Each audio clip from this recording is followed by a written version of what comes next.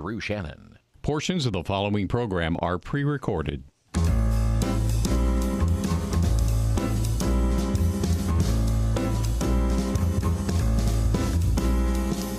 Welcome to another edition of The Ride Home with John and Kathy, live from the Salem-Pittsburgh studios. And now here are your hosts, John Hall and Kathy Emmons. Broadcast journalism is a very serious profession. Unfortunately, there are times when people take it less than serious. I'm sitting in studio today with a dinosaur, a green dinosaur. It's my erstwhile co-host, Kathy Emmons. Kath, I would say it's nice to see you, but I'm not so sure about it. It's Triceratops. It's not just any miscellaneous dinosaur. Mm-hmm. You can see the horns that are arrayed as this one kind of falls down. Right. It's a little disappointing. I'm sorry about that. I do apologize. And I will say that the tail that I have is making being seated here in the studio slightly uncomfortable. Right. Might want to do the show standing today. Yeah, I did think about that. I don't think I've ever had a tail like this before. I did have a dorsal fin several years ago. Walter Cronkite never uttered those words. I'm just saying. Okay. It is. I'll be honest with you. Wearing the costume as it's currently arrayed, it's difficult to see you. Yeah. Okay. So as the show goes on, then eventually you'll peel out. There you go. I mean, did you buy that? Well, I can't believe you're the second person who asked me that. Well, of course I bought it. Well, I mean, there's a happy medium, right? Because you can still see the horn. Right. And do you like my the mantle Very that nice. I have here? You're going to be sweaty. Yeah, it's really hot. Yeah, I'm it's sure super it is. duper hot. Great. There we go. So around 4:15 or 4:40, you'll pass out. Yeah, I feel good about it, and I'm again sad. Oh, look, you're giving me a piece of candy. Is that to reward me for looking like this on the internet? It's once a year. You can watch the program at streaming at the Word Pittsburgh if you want to see how crazy this is. You've given me probably my favorite candy, and I want to say I appreciate that. So York Peppermint Patty. Happy Halloween to you, Kath. It's like you're standing on the top of a mountain. Is that how they? Yes, exactly. They used to say it. The cool breeze. Was it icy cool breeze? Anyway. Well, it's not in the freezer. No, it's not. Is it bad for me to bring up the fact that you've given me a nice gift and I still am dissatisfied? It's okay. It's par for the course around here. Okay. Right? Come on. Let's go. All right. Happy Monday to you. Happy Halloween. You got plans this evening? Yeah, I'm having a big Halloween party tonight. What? Yep. You're having a party? I sure am. I'm not invited. Well, no. I'm not dressed. Because you poo-poo costumes and things like that. And so I'm not even wearing a jersey. Why would I wear a costume? Exactly. Okay. So that's why you're not invited to the party. All right. Very good. Is it a costume party? It is. I told everybody who's coming, wear a costume if you dare. Really? And bobbing for apples, anything like that? I put apples out, but that bobbing thing is kind of crazy. What? We did it when we were kids. It's so miserable. Yeah, well, it's, That's a dumb game. It was originally a dating game. Oh, really? Did you know that? I did not know. I read about it this weekend. Really? You're filled with all sorts of I know. Halloween facts. Aren't you glad you invited me? I am, yeah. The heck. All right. Happy Halloween to you, for everybody out there. If you choose to celebrate or not, that's up to you, I guess. But we're going to go with that. It's some little Halloween-themed guests as we go on.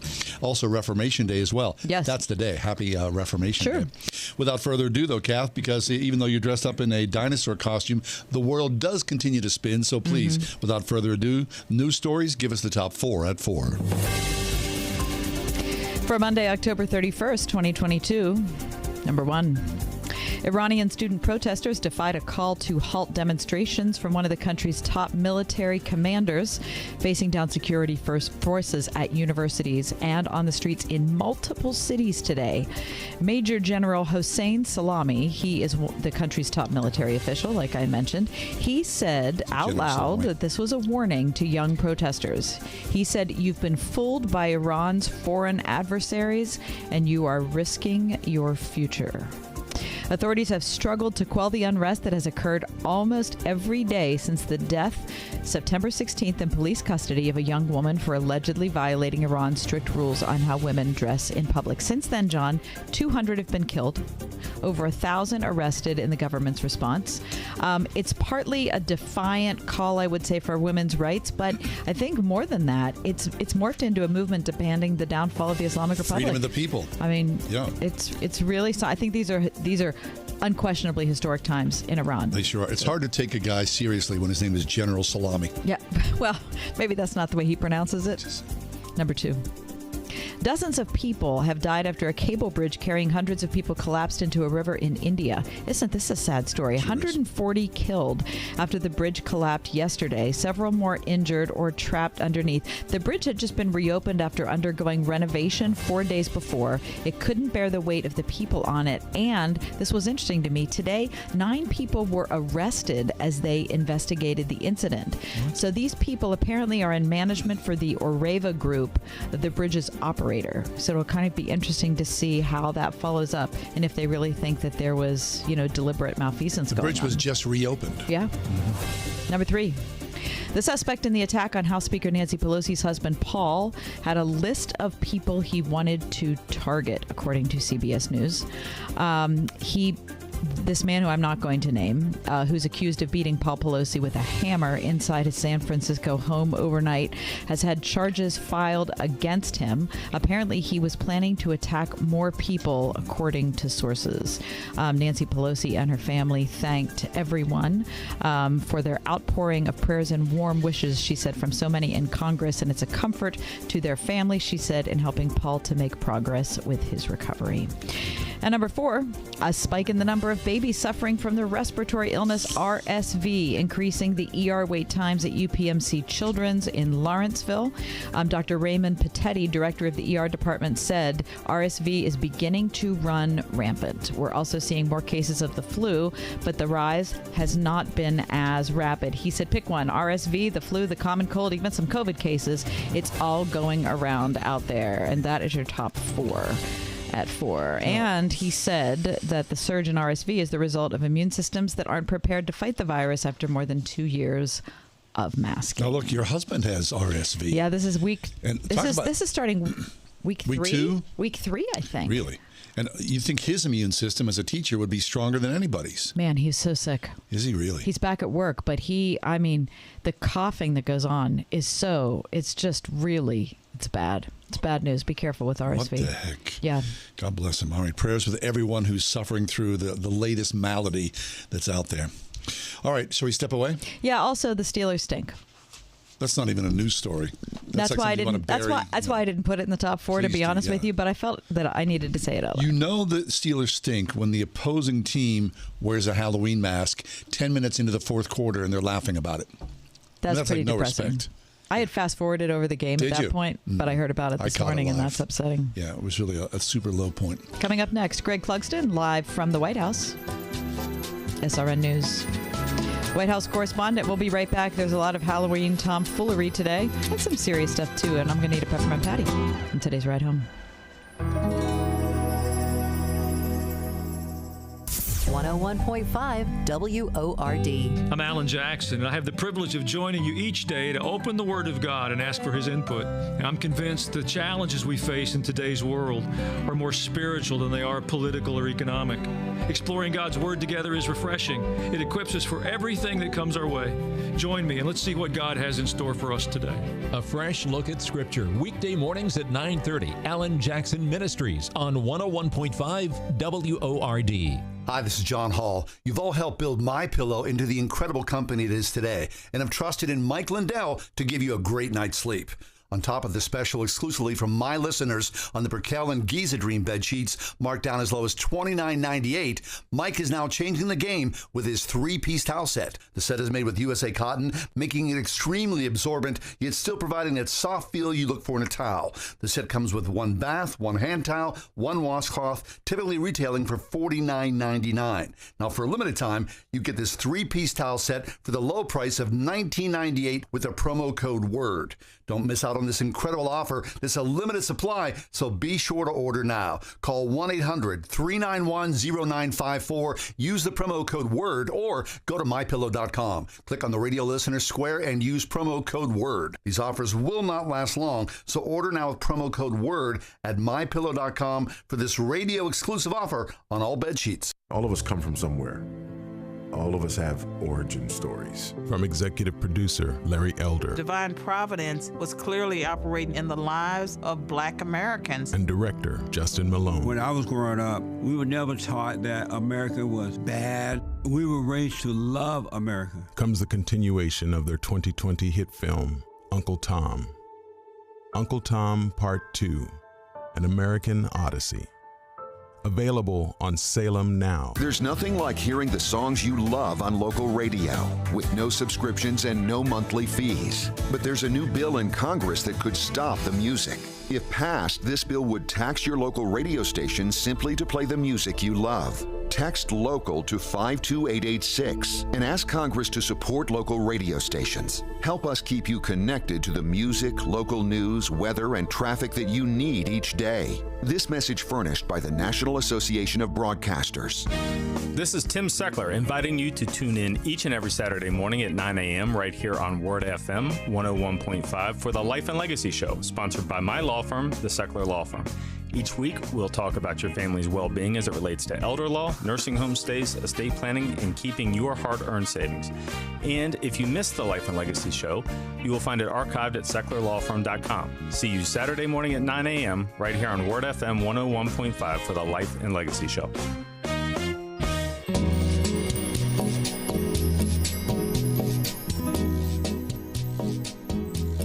SRN News White House correspondent Greg Clugston joins us live from the White House. Hey, Greg, happy Monday to you. Happy Monday, and always good to be talking to you guys. It's one of the highlights for me. So, Greg, we're not on Zoom today for those who are watching on YouTube at the word Pittsburgh. I'm a little disappointed about it because I was wanting to see the costume you were wearing.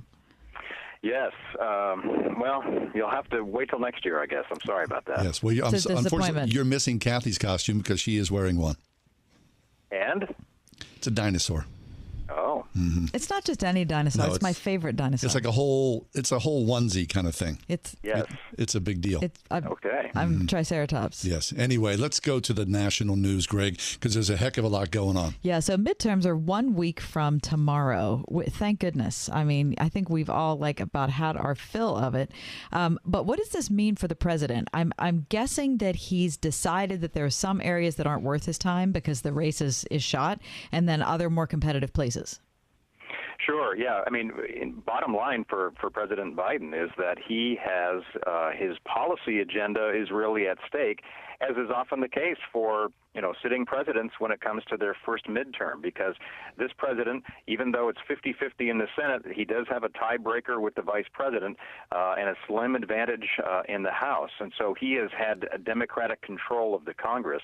And if that switches in either one or both of the houses after next week's elections, then the next 2 years are going to look far different for this president than the last two have, than his first two have. So that's what's at stake. And in terms of where the president has decided to go or will be traveling, that's been a question that a lot of us have been asking. For example, he has traveled to Pennsylvania almost 24 times since taking office. He has visited Pennsylvania more than any other state in the country, and he'll do that again this coming weekend too, on Saturday, one last big blast before Election Day next week. But he is going to be going to New Mexico, for example, next or later this week. And so he has some other stops coming up, including tomorrow as well. Fabulous. So as the president travels, Greg, and as you, the radio reporter for Salem Radio News, you'll be on the trip with President Biden as he flies into Florida tomorrow. Tomorrow, Florida, that's right. So we'll be making stops down in Fort Lauderdale and Miami area. He's going to have, first of all, an event talking about just his policy, sort of an official White House event, but that will be followed by a fundraising reception for Charlie Crist. He, of course, is the Democratic challenger to Governor Ron DeSantis. And then in the evening, President Biden is going to hold essentially an evening rally on behalf of Democratic candidates. He has not done many of these larger scale events like Donald Trump is so accustomed to doing.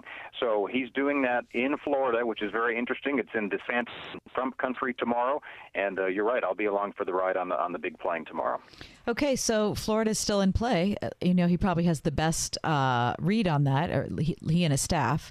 We know Pennsylvania is in play. Are there places that he was planning on going? Do you know this, Greg, that he's pulled back on?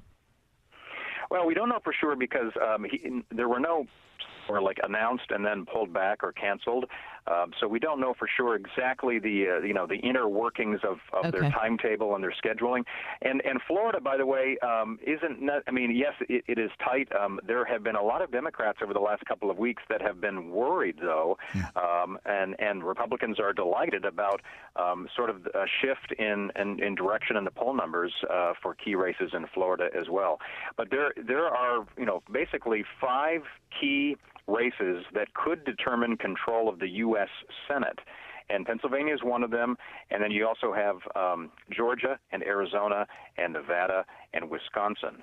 And we'll have to see if he adds an Arizona stop, for example, later this week when he goes to New Mexico. The White House has not announced that, and we'll have to see if that does get added to his schedule. Greg Clugston is with us, SRN News White House correspondent. Greg, can you give us the inside look? When you travel with the president, is there a lot of standing around waiting for things to happen, or do you fly in last minute, deplane, and you're good to go? Yeah, it's often when you're traveling on Air Force One as the travel pool member. There are 11 of us in that pool, or maybe it's 13 on the travel days. But essentially, we're on the back of the plane. We get off the plane when we land. We stand under the wing. We watch the president get off the plane, whether he comes and talks to us or not. Gets into a vehicle and heads to the event. So we hit the ground running, as opposed to reporters, for example, can fly on their own. Networks can send them, and news organizations, they could send their reporters tomorrow to Florida ahead of time. They would have to get to the venue a few hours ahead of time, go through security, and do a lot of waiting at that point. So you do have a little bit better access, of course, when you're traveling along with the president and his staff. Interesting. So there you are. The press pool is in the back of the plane, kind of like whenever I pull up to a stoplight and I see a school bus, I don't want to get near the back of the bus because that's where all the bad kids are. Yeah. Well, that's the same on Air Force One, pretty much. Greg Clugston with us, SRN News White House correspondent. Terrible story about Paul Pelosi and being attacked in their house. Do you know any details? How is the White House responding to that? Yeah, obviously, the president put out a statement shortly after news of this story broke on Friday, talking about, denouncing the violence and expressing his concern for, the husband of the House Speaker and obviously, praying for the entire family. And just in the last hour or two, a federal affidavit has been filed in court. And so we're getting a little bit more information about what we know about this 42-year-old suspect and what he has told authorities and what authorities have learned about him. And he told police, according to the affidavit, this suspect, that he wanted to hold the speaker hostage and literally break her kneecaps so that she could be rolled into Congress on Capitol Hill to show the consequences of what he said were her actions and decisions on behalf of the Democratic Party. So it would seem at the first reading of this affidavit, this federal affidavit, that there was a real political motivation on the part of this assailant, as opposed to it being just sort of a random crime incident in San Francisco. Right. Now, clearly, this is mental illness. Any idea, Greg, about how this would move forward? I mean, it's a felony charge. It's, of course, in the state of California. It may be a long time before this sees the light of day in a courthouse. That's very possible. So there were federal charges that were announced, but the San Francisco district attorney is also set to announce state criminal charges. And I have heard that it's not necessarily uncommon in certain circumstances to have both federal and state charges, applied to a suspect, and that's what's going to happen. So I don't know from a legal standpoint, who gets, whether it's the federal prosecutors get, the inside track to go first on this. But you're right, John, in saying that it could be some time before we learn more. A developing story. There's no doubt about that. Wow. Okay. So what does that do to the overall tenor of people in Washington? I remember, when the shooting. Yeah. When I was thinking about January 6th, I was also thinking about Steve Scalise when he was shot. Yeah. And it's just it must be a very anxiety-producing event to know about, to know that it was because of his wife's job. And everyone's going to have security to the highest extreme now, it feels. Well, yeah, and there are any number of members who have been already requesting that kind of increase in security, and maybe more will now be saying that as well. What's a little bit different, of course, when you look at, for example, at the Steve Scalise case, member of the House, Republican leadership, when he was shot on a baseball field. This is the spouse of a lawmaker. Right. And so this is reaching in. Now, obviously, from the affidavit and from the online rantings of the suspect and things, he was looking for the House Speaker. She was not at the home in San Francisco when he broke in. But at the same time, it is Nancy Pelosi's husband, who is not a politician and is not a public figure in that sense. And so that's what's, I'm sure, very disconcerting for a lot of members of Congress, right. other political leaders, because they're concerned about their own family safety right. now. And of course, the Supreme Court and, violence outside their homes and demonstrations, it would be, you feel like it's harder to attract the best and the brightest into government service. It is, and to be honest, there are limitations. For example, even if you beef up security, not every incident, not every extremist act can be prevented, even with enhanced security measures. That's just a reality in life, and it seems as if it's a really troubling trend that doesn't seem to be slowing down. It does give us when I heard about it, Greg, it made me think that all of our vitriol on social media, online, all of the anger, all the partisanship that we've discussed over and over again, this is like the physical outworking of it. And that's scary. It is, and there have been some responses from Republican leaders, for example, political leaders who responded with their concern and outrage over this attack last Friday and over the weekend as they were questioned about it. But there have been other officials and other members of the party and other voices sympathetic with the GOP, for example, that were dismissing that it might have been a politically motivated attack and that it was simply a random act of violence, or that you can't draw a direct line of connection between what a politician says and how somebody acts. But it does seem as if there is this discussion out there about going after enemies and political enemies and that kind of thing that resonate with certain kinds of individuals, and that's what this case sort of looks like. Yes. We're speaking with Greg Clugston. He is with Salem Radio Network, which is our parent company, SRN News. Greg, let's move forward to the Supreme Court. They are in session today, and it looks as though President Trump and his case is back on Supreme Court docket. Right. This was not heard by justices today, but the former president did try to get their attention today by filing an emergency appeal. Essentially, he doesn't want his tax returns to go from the Treasury Department to a Democrat-controlled House Ways and Means Committee to have those lawmakers look at his tax returns. And so he is going right to the top at the Supreme Court here in Washington. And lower courts have ruled that the committee does have broad authority to obtain and review these tax returns. He objects to that. And so we'll have to see if this week we get a response from the justices when it comes to his emergency appeal. So, but he's had so many opportunities to release these. I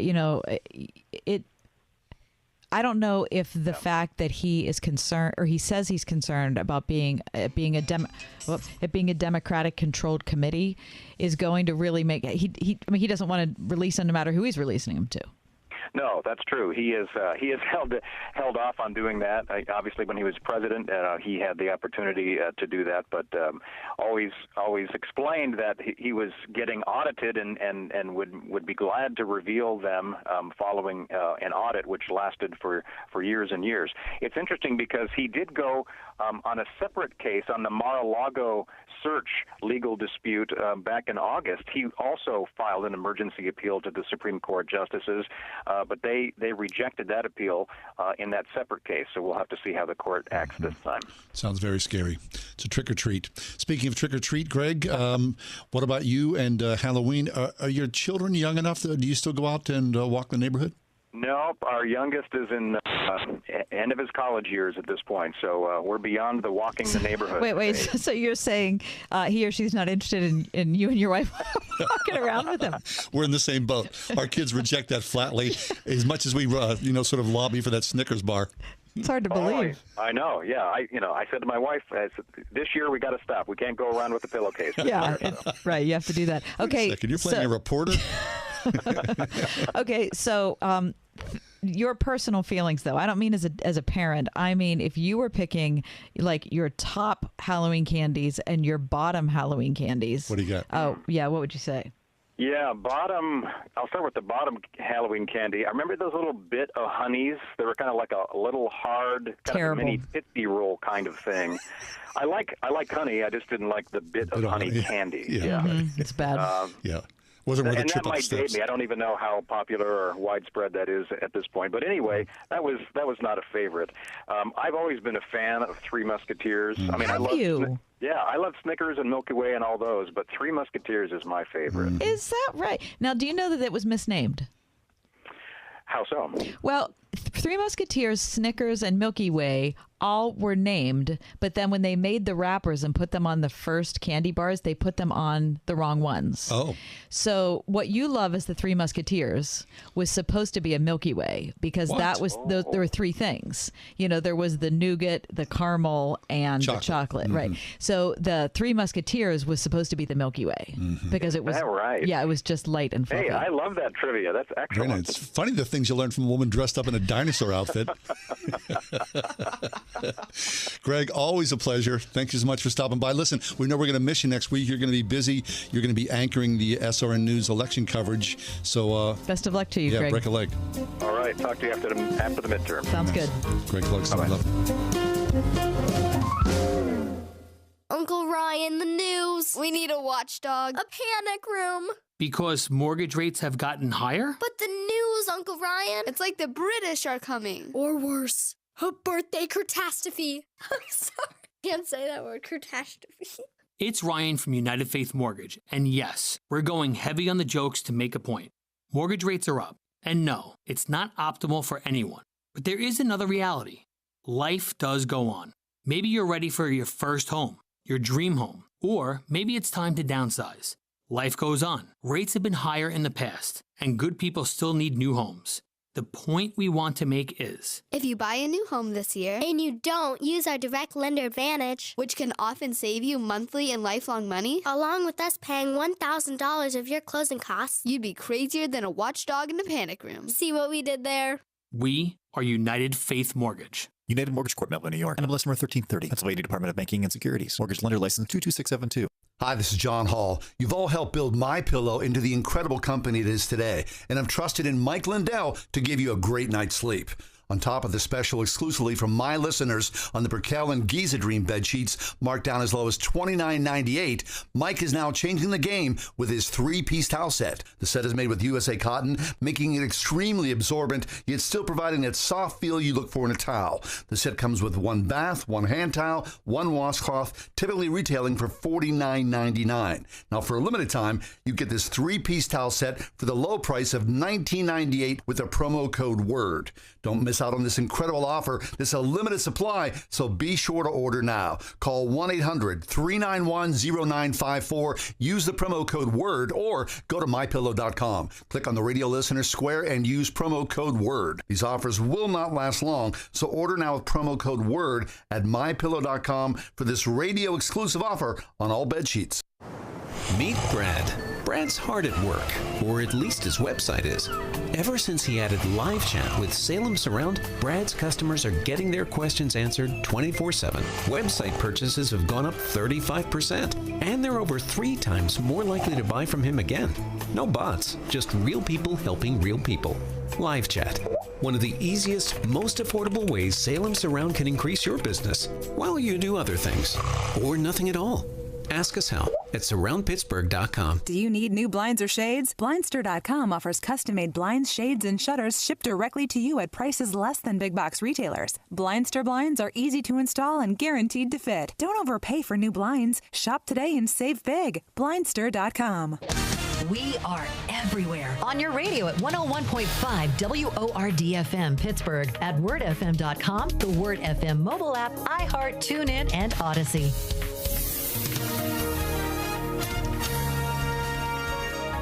Mostly cloudy and mild tonight with a passing shower. A damp evening for trick-or-treating. We'll see a low of 54. A shower in places tomorrow. Otherwise cloudy skies in the morning. Then times of sun and clouds for the afternoon. We'll reach a high tomorrow of 63. Patchy clouds tomorrow night with a low of 48. Intervals of clouds and sunshine for Wednesday. We'll reach a high Wednesday of 65. With your AccuWeather forecast, I'm forecaster Drew Shannon.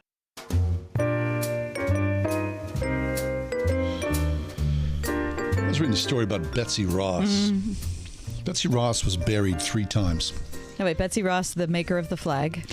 The supposed maker of the flag. But she wasn't actually the maker of the flag? Well, I'm reading an article here from the Associated Press. On October 16th, a group of women with ancestral ties to colonial America placed a marker in the Southwest Philadelphia Cemetery at the second of Elizabeth Grissom's Claypool's 3 graves. That's that's Betsy's name? Elizabeth Grimson Claypool's 3 graves. They did this knowing that the woman, also known as Betsy Ross, is not there. In her busy afterlife, Ross, who may or may not have sewn the first official American flag, was buried at age 84 in 1836. She was disinterred 20 years later.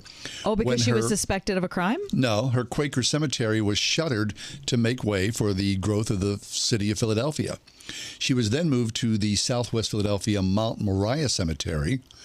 Then she was reburied without a grave marker, though a cemetery monument was eventually installed in 1923. In 1975, in anticipation of the bicentennial, she was disinterred once more with her descendants' permission, not her permission, finally buried in the courtyard of the Betsy Ross House in the Old City under magnolia trees.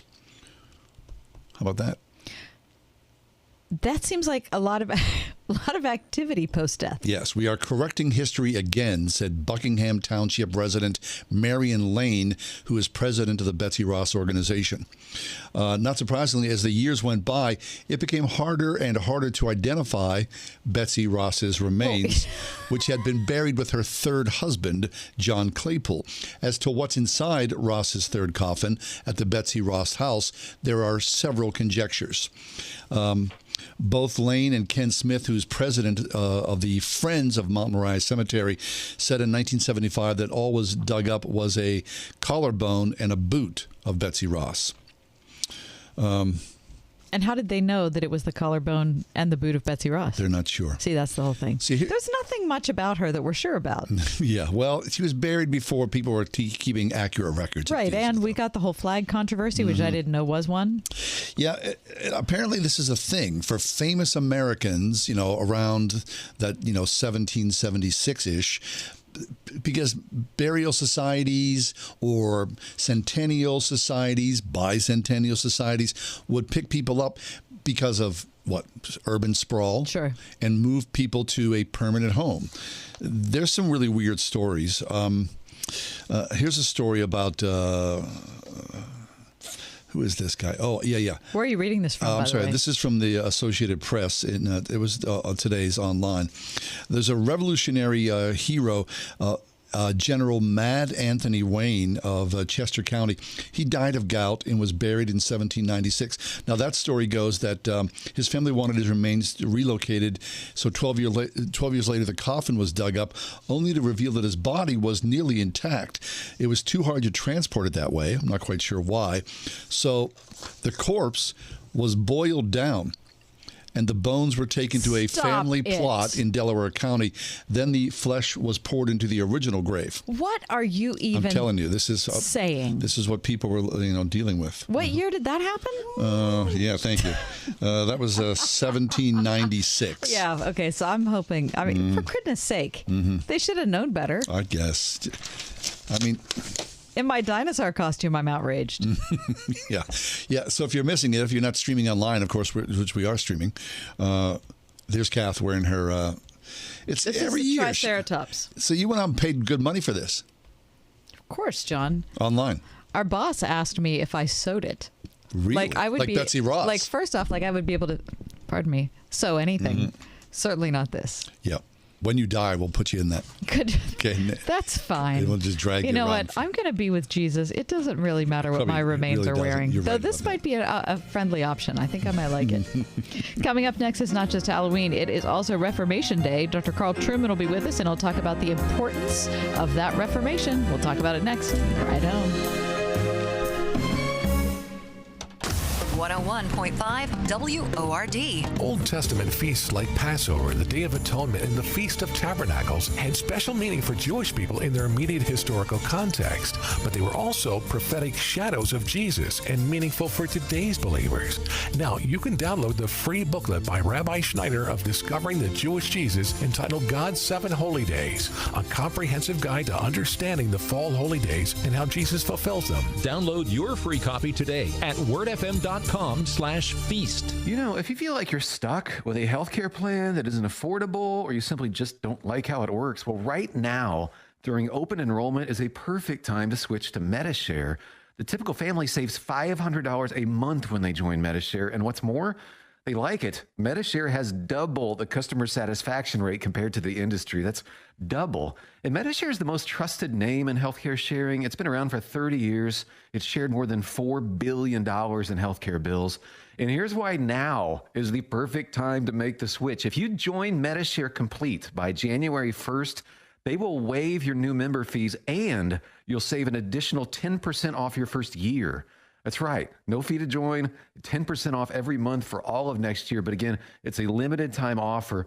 So yeah, you're not stuck. You've got a great option. Call now, 844-45-BIBLE. That's 844-45-BIBLE. 844-45-BIBLE. Charlie Dombeck here from Key City Capital. As a practicing CPA for nearly 30 years, I have found that 80% of your ability to grow your wealth is dependent upon two factors: taxes and investment performance. At Key City Capital, we improve investment performance by diversifying capital into off-market investment opportunities in passive rental real estate and alternatives like asset-backed lending. We recover dollars that clients unnecessarily pay in the form of income taxes, creating a lifetime annuity of savings. We are a sponsor of passive, affordable single and multifamily residential rental investments, which are located in Sunbelt landlord-friendly states. These investments are the top choices in a rising interest rate and inflationary environment. They represent a store of value, protecting your capital from market volatility. Learn how we at Key City Capital can help you ultimately grow your wealth rapidly. Connect with me at keycitycapital.com or give me a call at 817-912-1569. The following is an editorial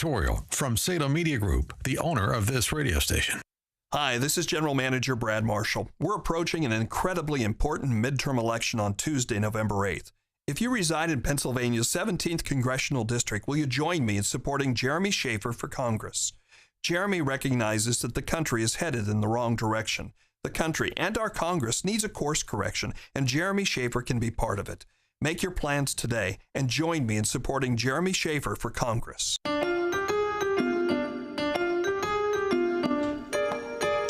Well, of course, it's October 31st. For most people, they go, oh, happy Halloween, right? Sure. It's also a very important day in the Christian worldview, is it not? Yeah, it's Reformation Day. Reformation Day. That's the day that we celebrate the tenets of the Reformation, the Reformers, and the Holy Spirit, who I believe brought it all to pass. And so to talk about that, we couldn't think of a better person than our friend Dr. Carl Trueman. From Grove City College, Dr. Carl Trueman is with us from the Department of Biblical and Religious Studies. He teaches courses on the history of religious thought. His newest book is called Strange New World: How Thinkers and Activists Redefined Identity and Sparked the Sexual Revolution. Carl, welcome back to the show.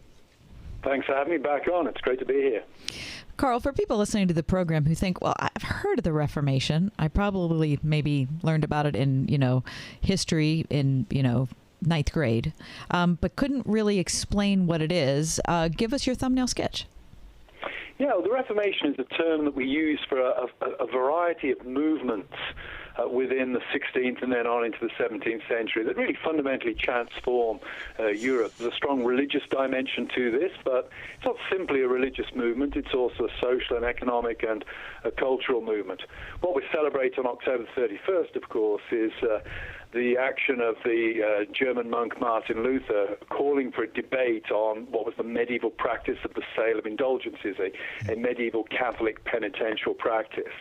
And in calling for that debate, he inadvertently, in many ways, triggered a sort of popular uprising and rebellion against the church, and that really set the whole ball rolling on the theological angle of the Reformation. Interesting. So can you talk to us about the penitential practice? I mean, it sounds like money was changing hands so that way you could, get out of jail free. Your sins have been absolved.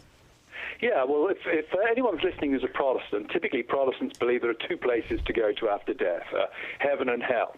If you're a Catholic, then you believe there are three places, heaven, hell, and purgatory. And this intermediate place, purgatory, is where most Christians go straight away when they die to be, to put it rather crudely, to be cleaned up and made fit for heaven.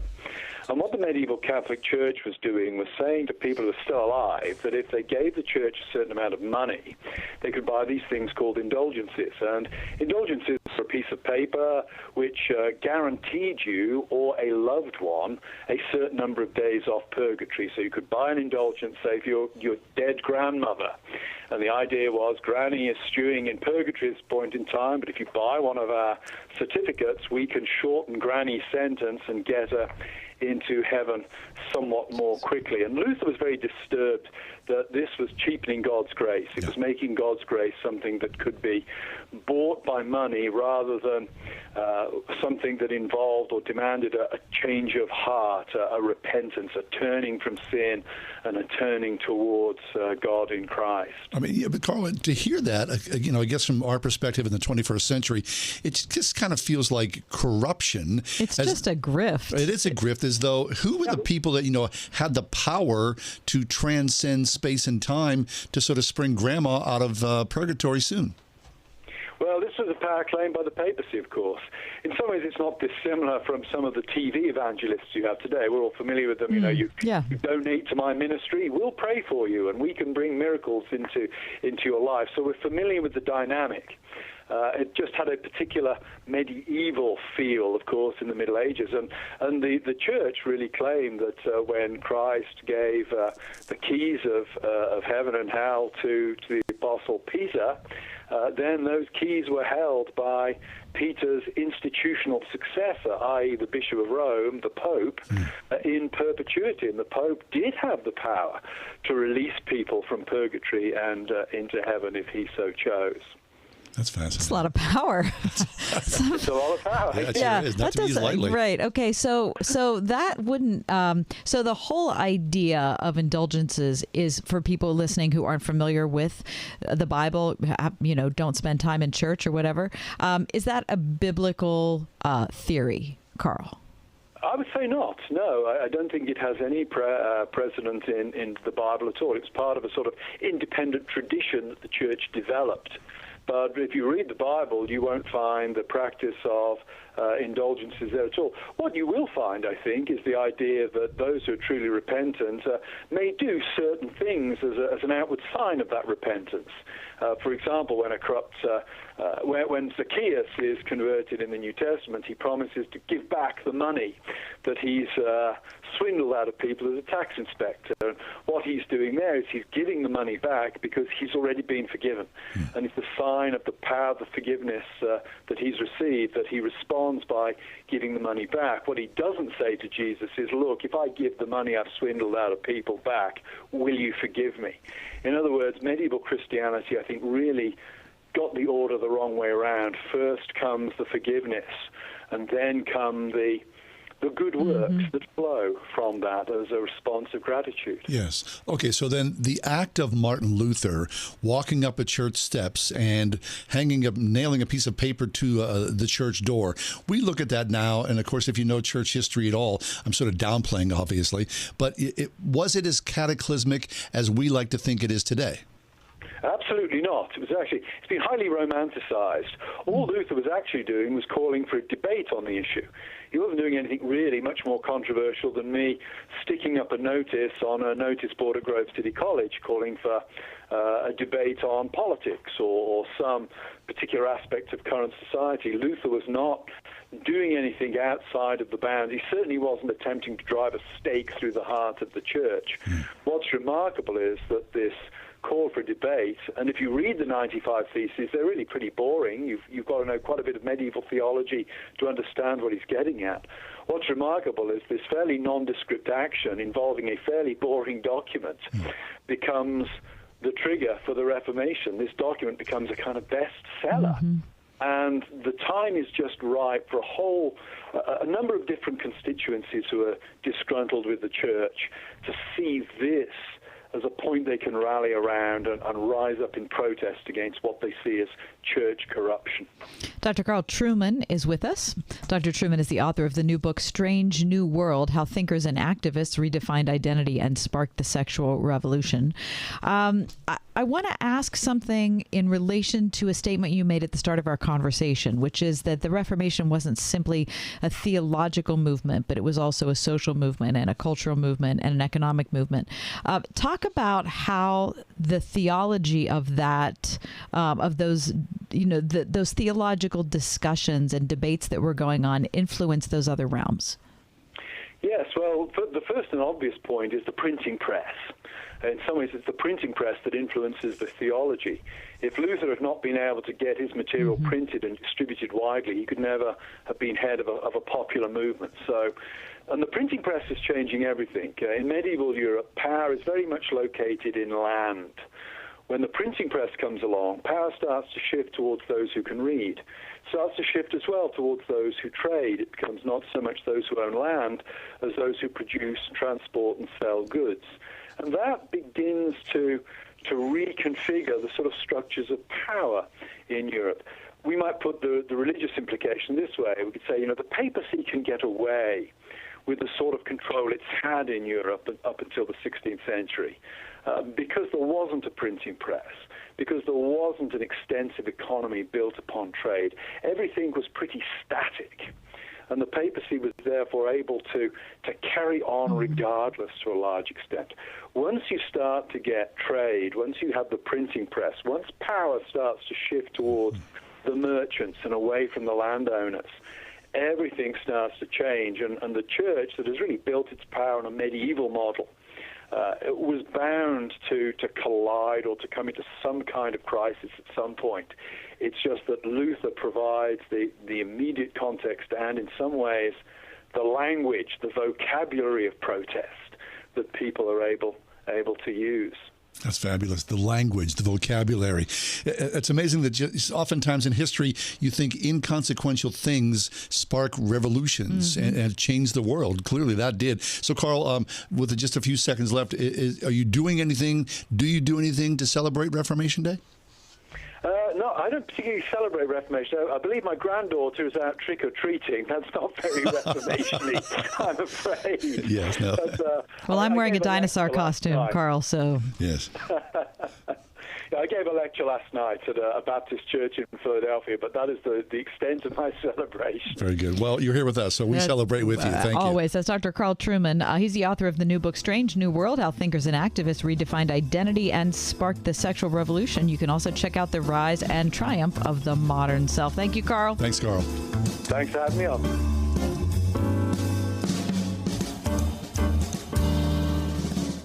Dan owed an unbelievable amount of money to the IRS. I got behind on my taxes. It's a horrible feeling. He was in denial. And when I got those letters from the IRS, you wanted to act like they didn't exist. Finally, Dan turned to Optima Tax Relief, the leading tax resolution firm. A-plus rated by the Better Business Bureau, they've resolved over $1 billion for their clients. Optima got me a settlement with the IRS. These people are really people-friendly. It was every bit of a new lease on life for me. The fast action and the great results made Dan's head spin. I felt like I was in a dream, but it's real, and I have paperwork to prove it. They got the job done, and life is good. For tax help you can trust, call Optima now for a free consultation. If you're worried about what's going to happen with the IRS, stop worrying. Make the call now. Call 800-965-1433. 800-965-1433. 800-965-1433. Optima Tax Relief. Testimonial from an actual client. Some restrictions apply. For complete details, please visit OptimaTaxRelief.com. The following is an editorial from Salem Media Group, the owner of this radio station. Hi, this is Brad Marshall, General Manager of 101.5 Word FM here in Pittsburgh, with a quick word about Dr. Oz and his effort to become the next senator from Pennsylvania. Each election cycle provides voters with an opportunity to weigh in on the direction of the things in our nation. I'm concerned we're headed in the wrong direction. American families are struggling under decades-high inflation, fuel prices at record highs, crime is surging, and we have a crisis at our southern border. We need some accountability in Washington, D.C., and that's part of what Dr. Oz can bring if he's successful. His opponent, John Fetterman, is among the most radical nominees on the ballot in any state this election cycle. Dr. Oz can be part of a new Senate while he votes for a stronger America, a renewal of law and order, and a secure border. I'm supporting Dr. Oz for Senate. Would you join me in doing so as well? Make your plans today and be prepared to vote. Thank you. You've already heard a lot about the exceptional retirement lifestyles available at St. Barnabas. Here's what you might not know. St. Barnabas is a Christian organization that dates back to 1900. That's when Episcopal monks started the tradition of taking care of those who had no ability to do it themselves. Sure, the campus may have changed a bit over the years, but the mindset is still the same. Think about it. Luxury retirement with like-minded people. Now that's an easy decision. Call St. Barnabas, 724-443-0700. It's pro time because at Lowe's, it's Provember. Save big with inventory you can count on, like Flex products or DeWalt power tools starting at just $99. Plus, Lowe's MVPs members earn up to 3 times bonus points per dollar on select items. Save all Provember long. Bonus points calculated before taxes and fees after applicable discounts, if any. MVP's Pro Rewards Program terms and restrictions apply. See Lowe's.com/L/Pro Loyalty terms. Subject to change. Prices valid from 10/17/22 to 2/3/23 or until supplies last. One lucky lotto player could be in for a very, very big treat on this Halloween as the Powerball jackpot grows to $1 billion, with the next drawing being this evening. That's scary. That can't be good for anybody, right? Certainly can't be good for anybody. So I decided to take a different approach to it. And I found an article that made me laugh out loud. But this is math for all of you people who love it. 17 things more likely to happen to you than winning the lottery. Probably a lot of things. Okay, so this is all based on the averages, right? The odds of hitting the jackpot is 1 in 300 million. Okay. So someone described this one time. It's like you're flying an airplane over the United States and you throw a ping pong ball out. Oh, there you go. Okay. That's the odds.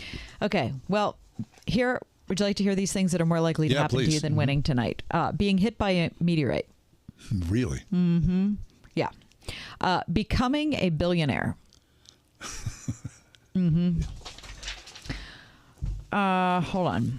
Being killed by hornets, wasps, or bees. Oh, really? The National Safety Council estimates the odds of dying by hornet 1 in 54,000. Mm-hmm. Yeah. I've been stung by a hornet's nest. You're gonna. Oh, have you? And you survived. I did. Okay. That was painful. Okay. Wait till you hear this one. Being canonized. What are the odds for that? Yeah. They give odds. That's 20 million to 1. Okay.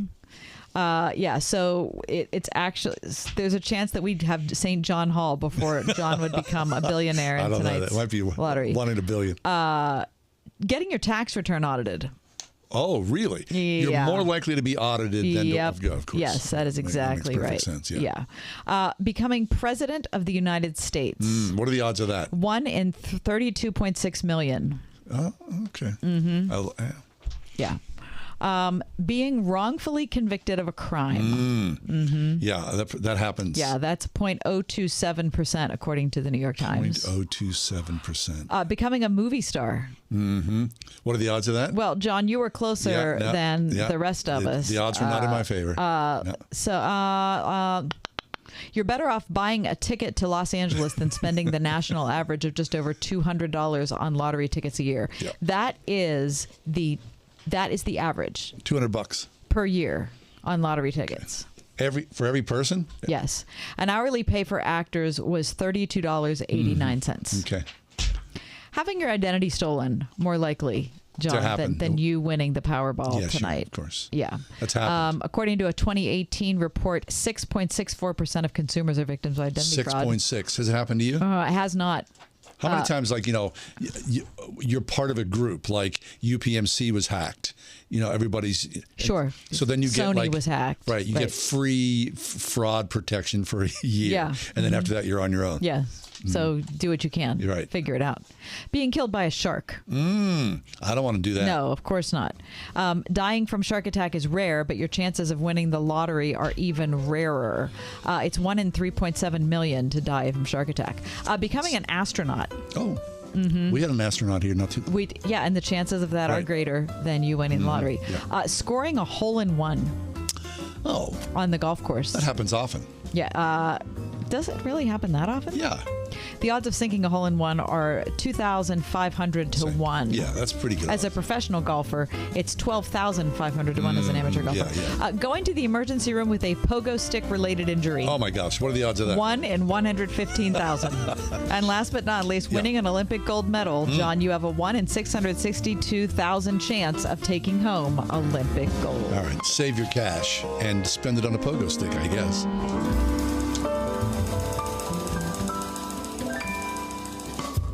.5 WORD-FM Pittsburgh. On your smart speaker by saying, play the word Pittsburgh. And on your phone via the Word FM mobile app, iHeart, TuneIn, and Odyssey. With SRN News, I'm John Scott. Former President Trump going to the Supreme Court again, this time to try to stop his tax returns from being handed to a congressional committee. In an emergency appeal filed today, Mr. Trump wants the court to order at least a temporary hold on the Treasury Department turning over his returns to the Democratic-controlled House Ways and Means Committee. America getting ready to vote in midterm elections. Neil Kelly, chairman of the Bipartisan Committee for Safe and Secure Elections, says voting has certainly changed in America. This idea that we have shifted to violence is sort of the answer for things that we disagree with is certainly something that is fairly new in elections. I would say I kind of experienced it a little bit back in 2018, and then moving into 2020, this was, amplified like crazy. This is SRN News. Over the river and through the woods to grandmother's house we go. Remember those old-fashioned holidays when the pace was slower and the food all tasted like grandma had been cooking all day just for you? You know what? She probably did. You know what else? At the Spring House in 84, we still cook all day long just for you. So even though your life is filled with running, we can make sure that you still enjoy an old-fashioned holiday. Call the Spring House now to order fresh turkeys. Not frozen, mind you, fresh, the only kind Grandma used. The aroma of a turkey roasting in your oven will fill the house with promises of what's to come. Let us prepare side vegetable dishes like Aunt Emma's breaded broccoli, sweet potato pie, or even real mashed potatoes. And don't you forget to order the dinner rolls and, of course, our own homemade pumpkin pies, or even apple crumb. They seem to be the favorites this year. Call 228-3339 now and let us help you enjoy a real old-fashioned holiday. Do you have a passion for helping others? Turn it into a rewarding career at LifeSteps. LifeSteps is hiring caring people to make a difference in the lives of individuals with disabilities. Full-time and part-time positions available with opportunities close to home. No degree or experience necessary. LifeSteps offers flexible schedules, paid training, and generous benefits. Make a difference today. Call 724-283-1010 or visit lifesteps.net. LifeSteps is an equal opportunity employer.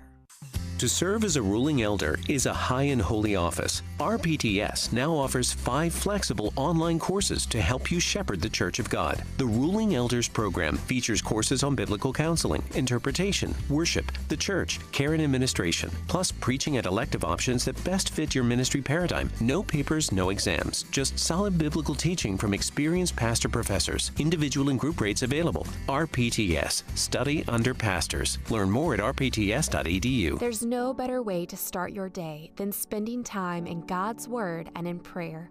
Don't know where to start? We have a free daily prayer podcast created to help you do just that. The Your Daily Prayer podcast delivers a thoughtful devotional and timely prayer to you 7 days a week. Gain inspiration, faith, and encouragement with daily messages in 10 minutes or less. To start listening now, search Your Daily Prayer on your favorite podcast app or visit lifeaudio.com. As believers, we're to be grateful always in all circumstances. Sometimes, though, we focus too much on what we lack. Well, the book, The Grumbler's Guide to Giving Thanks, is written to help us adjust our perspective. It's full of practical tips for establishing a routine of gratitude. You'll learn how to appreciate God's goodness, even through disappointment. Request your copy at truthforlife.org/donate.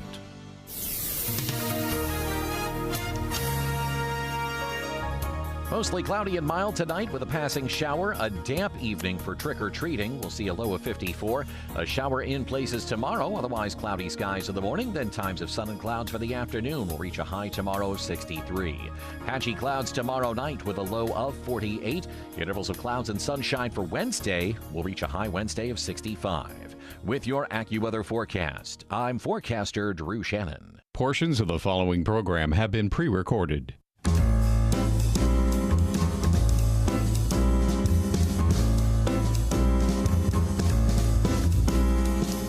Welcome to another edition of The Ride Home with John and Kathy, live from the Salem-Pittsburgh studios.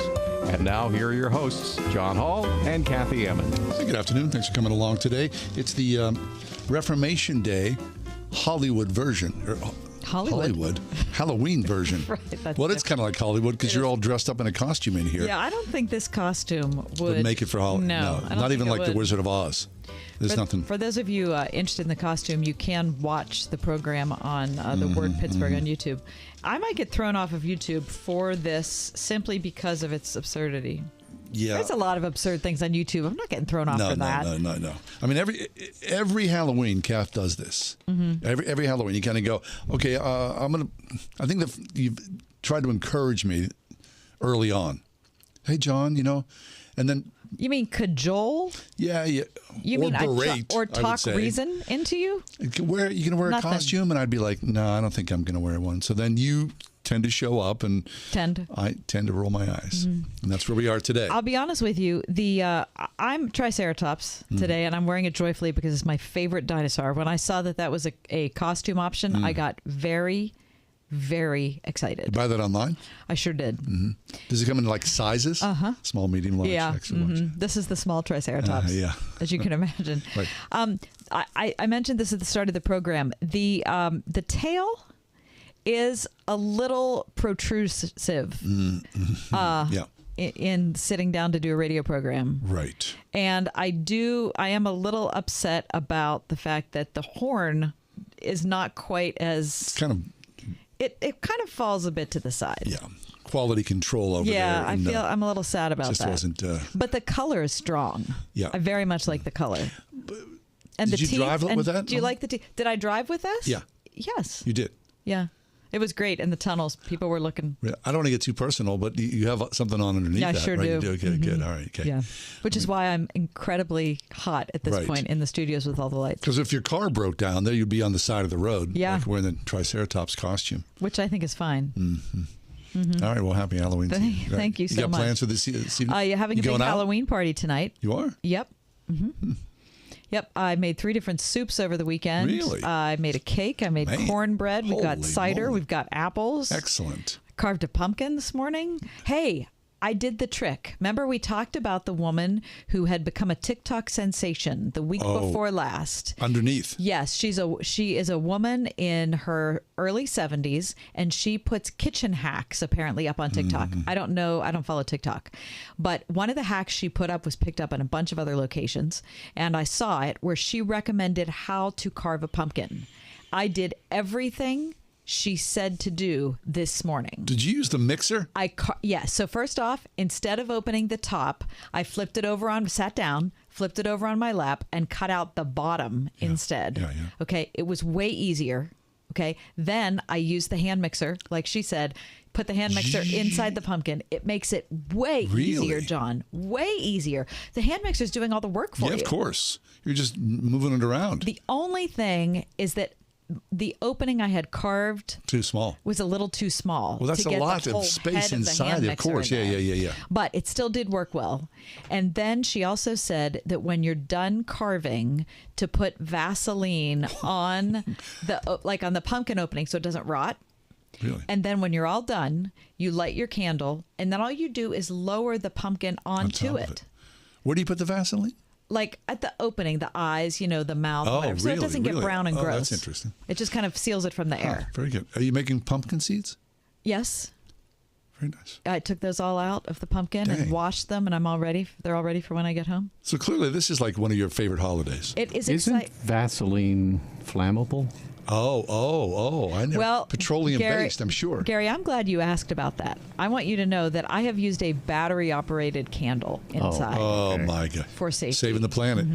I also did sprinkle the inside of the pumpkin with cinnamon, as the woman recommended on TikTok, to waft some kind of fallish aroma. I told you, we bought a pumpkin, brought it in the house, set it on the dining room table.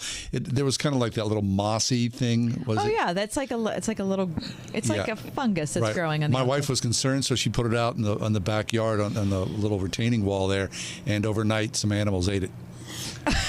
So are you saying you paid like $20 for a pumpkin and the animals ate it? Some raccoon. This morning, my wife had to remind me it was Halloween. See? Because I'd forgotten. Meanwhile, I was up ironing my costume last night. Holy smokes. Different strokes for different folks. That is commitment. That really is. All right. It is commitment. Anyway, happy Halloween. Happy and Halloween. Happy Reformation Day. I mean, this happens every year. We're across the street from an elementary school. And so I'm fortunate to see, of course, from a great distance, they do a little Halloween parade. Sure. And I imagine it's like, I don't know, kindergarten through third or fourth grade. It's super cute. It's adorable. Yeah, if we did a Halloween parade, all of us who work here at Word FM would be the dullest group of people It'd just be you. ever seen. Just be you walking around. You'd all be in your office gear, and I'm Triceratops. Generally, during the show, one of us runs down the hall to go to the restrooms. That's not happening today, is it? Oh no, I can still use the restroom in this outfit. You got to take the whole thing off? No, listen, I've already tried it, John. All right, okay. I don't just go and buy the first thing I find. Right, it's fine. I do some investigation into it. That's an awful lot. Hey, okay, let me change the subject here ever so quickly. Of course, some people who are involved in the Twitter sphere, right? I don't know if that's you or not. I mean, Kath just said you don't use TikTok. I love Twitter. I think it's very interesting. To me, it's the most engaging social platform. I like Instagram. I would say that's probably my favorite. Is it really? I have no connection to that whatsoever. And people are posting photographs and videos there, right? Facebook, I don't know, it's kind of hard times for Facebook, isn't it? I think so. Yeah, kind of meh. Anyway, so Elon Musk last week famously purchased Twitter for $44 billion. Yeah. Now, over the weekend, taken control, and people are saying, the Hollywood elites saying, I'm done. I'm walking away. If Elon Musk is doing this, then that'll be it. Shonda Rhimes says, not hanging around for whatever Elon has planned. Bye. Sarah Bareilles says, welp, it's been fun, Twitter. I'm out. Like what? See you on other platforms, peeps. Tony Braxton says, I'm shocked and appalled at some of the, quote, free speech I've seen on this platform since its acquisition. Now, I don't know. Like, you have to, Tia Leone, I'm coming off Twitter today. Let's see where we are when the dust settles. I mean, these people who, it's like Barbara Streisand who said she was going to move to Mexico if G.W. Bush was elected. I mean, first off, nobody's crying a river if you decide to leave Twitter. And the second thing is, I mean, it's very difficult.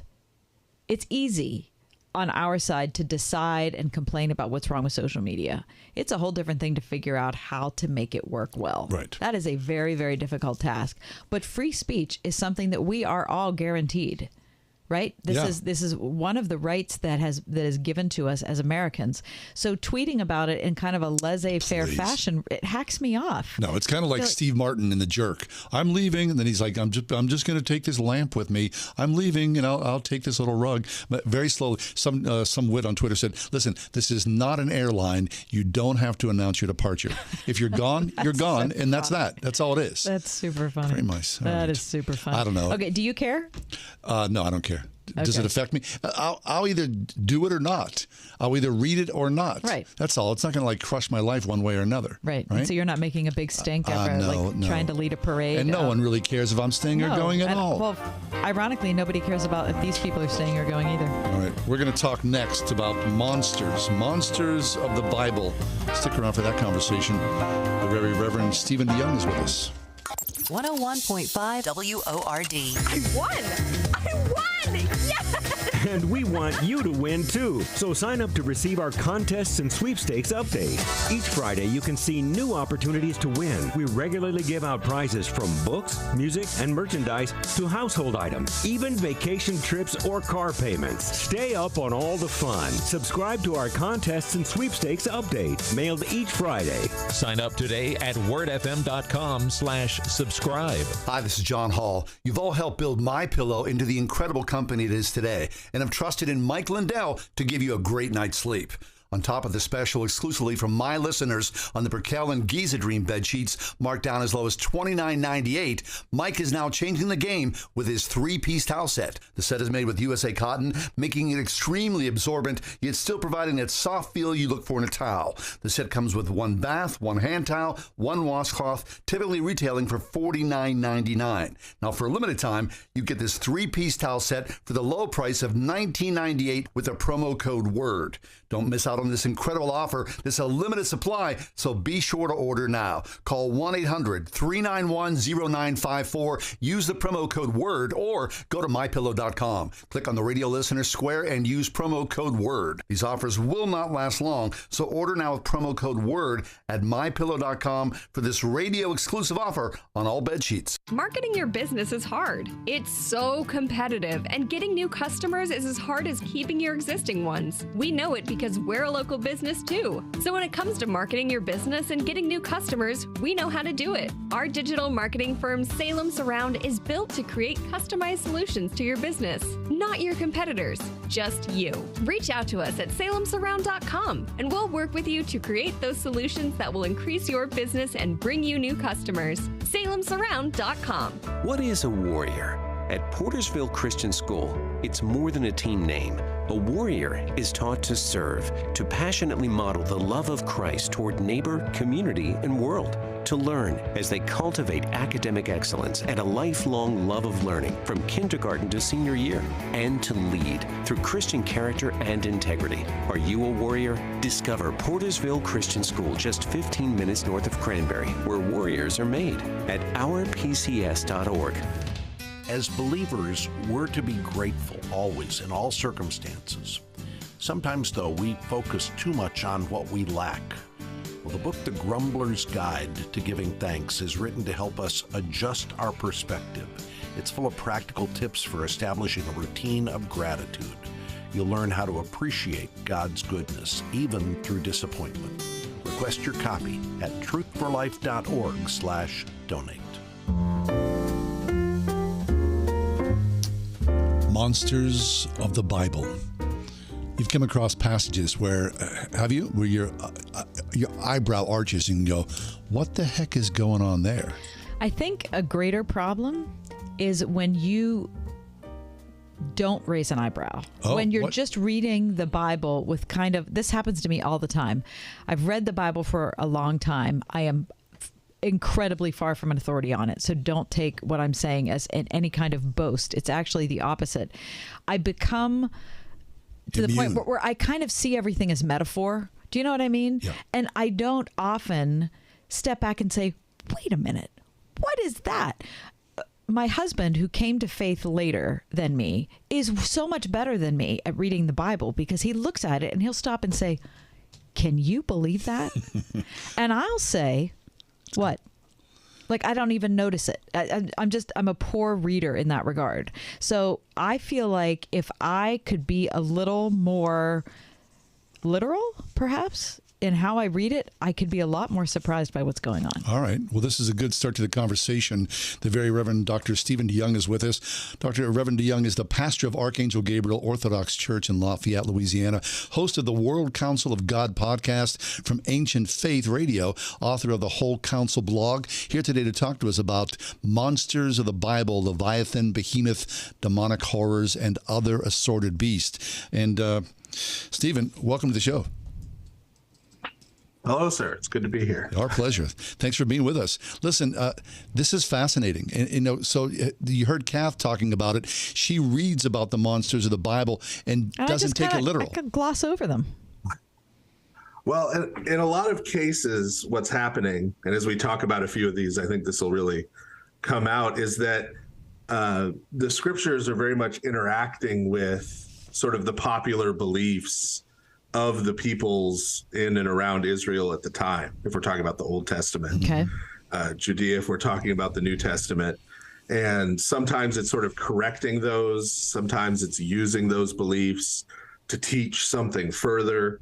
So I wouldn't say we should take this literally in the sense that we try to say, oh, well, this is a monster that exists and it looks just like this and this sort of thing. But there is more going on than sort of just a metaphor, right? Or just an analogy. Okay. So, but the Bible does say, right, that there is some kind of giant sea monster or creature swimming around in the ocean, doesn't it? Right. So Leviathan is a good example, maybe one of the prime examples of a creature that was sort of well known in the ancient world, takes different forms in different nations. So in Egypt, you have Apophis, this sort of chaos serpent. Mm-hmm.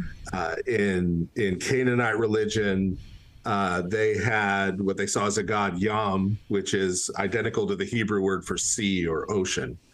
And Yam had a pair of dragons, cool. One of whom was Litanu, which is what the name Leviathan is derived from.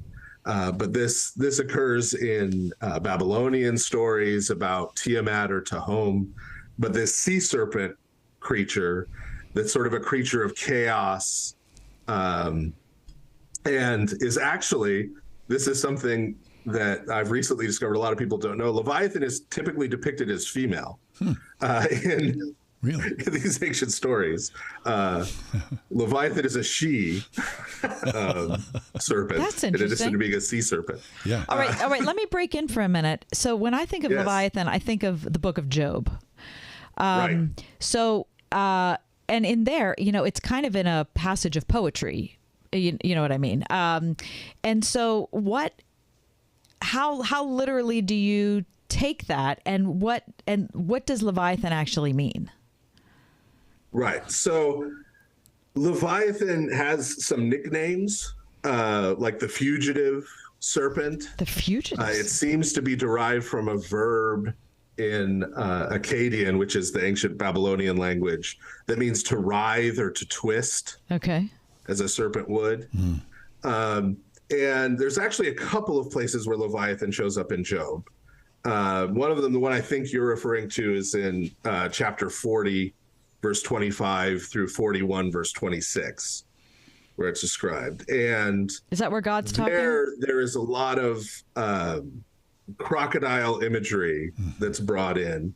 And this is because Leviathan in Egyptian tradition took on a lot of crocodile imagery, and Sobek, the Egyptian god who has a crocodile head, sort of got smushed together. But the other reference in Job 3 verse 8 refers to those who are skilled in raising up Leviathan. Oh, interesting. Okay. What does that mean? That's a reference to sorcery or witchcraft, right? And so there Leviathan is seen as sort of this spiritual being, right? This sort of demonic spirit of chaos and that kind of thing. So we shouldn't take it literally in the sense that we're going and saying, well, this is a plesiosaur that survived, from dinosaur times, or this is a, sort of a literal biological creature. But you're talking to somebody who's wearing a Triceratops costume right now. Okay. Right. Good timing. And this becomes apparent in some other places too, because one of the things that was important about Leviathan for the Canaanites is that one of the great deeds that the god Baal was supposed to have done is to have defeated this dragon in battle. And so in the Old Testament scriptures, there are a few places where that idea gets sort of flipped on its head. So in, for example, Psalm 74, Leviathan appears in verses 12 through 17. In Isaiah 27, 1 through 3, Leviathan appears. And there it's the God of Israel who sort of defeats Leviathan. The Psalm 74 reference is interesting because it says he crushes the heads of Leviathan and gave Leviathan as food to the Ethiopians. Whoa. Whoa. Sort of. Okay, so wait a minute. So Leviathan is like kind of like the powers of darkness. Evil or darkness in some place, but then in that 40th chapter of Job, it's like an actual sea creature. Am I right about that? Well, it's sort of using both images, right? So the idea here, like in Psalm 74, is that God takes the powers of chaos and evil and not only defeats them, but sort of turns that evil to good for his people. Okay. So these people are being fed from this. So he turns it into something that gives life. So would the people at that time have known that word, Leviathan? Yes. Okay. Yeah. They had heard the stories. They'd heard the stories about Baal. And so these things they would notice, right? And this is important in terms of how the Old Testament views why God allows these kind of evil powers into the world. Right. Right, that it's because he can bring good out of even their evil. Wow. Right, as they afflict someone, who perhaps has sinned, God can bring repentance out of that. Right, God can bring strength for his people out of, what they suffer at the hands of the evil in the world. And so this is sort of part of the Old Testament picture of why he allows it. Right. One of the most interesting references to Leviathan actually is in Psalm 104, where in the King James it's translated as Leviathan, whom thou hast made to sport therein, right? Like to sport in the waters. Yeah. And that word sport is really a word that means play. So unlike Baal, who has to have this sort of deathmatch battle with Leviathan and finally conquer it, Psalm 104 is saying God created Leviathan and just sort of plays with it like a pet. Right? Like this is cool. A little dog or a little cat, who he plays with. All right. So people, right?